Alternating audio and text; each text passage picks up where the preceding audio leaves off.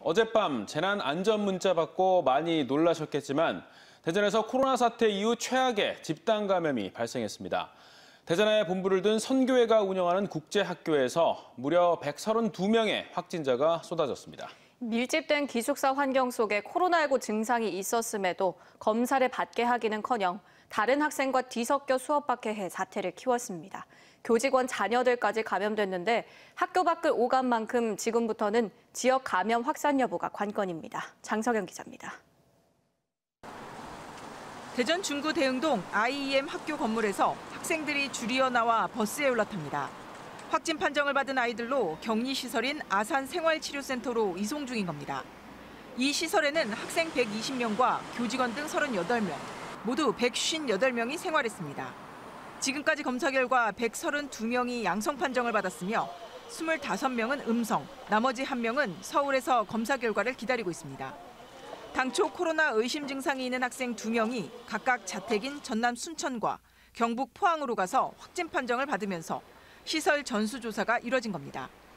방역당국은 이 시설이 전형적인 산밀, 즉 밀집, 밀폐, 밀접된 공간으로 집단 감염이 발생할 수밖에 없는 구조라고 밝혔습니다. 대흥동 선교회 본부 건물 3층에서 5층을 기숙사로 사용했는데 방마다 적게는 7명에서 많게는 20명의 학생들이 함께 생활했습니다. 또 지하 식당에는 좌석별 칸막이도 설치되지 않았고 일부 층은 샤워 시설과 화장실을 공동으로 사용한 것으로 확인됐습니다. 학생들은 지난 4일부터 15일까지 순차적으로 입소했는데 12일 첫 증상자가 발생한 이후 지난 주말 전까지 모두 6명이 코로나19 의심 증상을 보였습니다. 그러나 학교 측은 선제 검사 없이 숙소만 분리시킨 채 열흘 넘게 다른 학생들과 뒤섞여 수업을 받게 한 것으로 조사됐습니다. 결국 그 사이 132명이 한꺼번에 확진되는 초유의 사태가 벌어진 겁니다. 저희가 아쉬운 것은 그렇게 최초의 증상이 있던 분이 있었으면은 그 시설 내에서 그에 따른 적절한 조치를 했어야 하는데 그러지 못한 것에 대해서 저희가 안타깝다는 말씀을 드렸고요.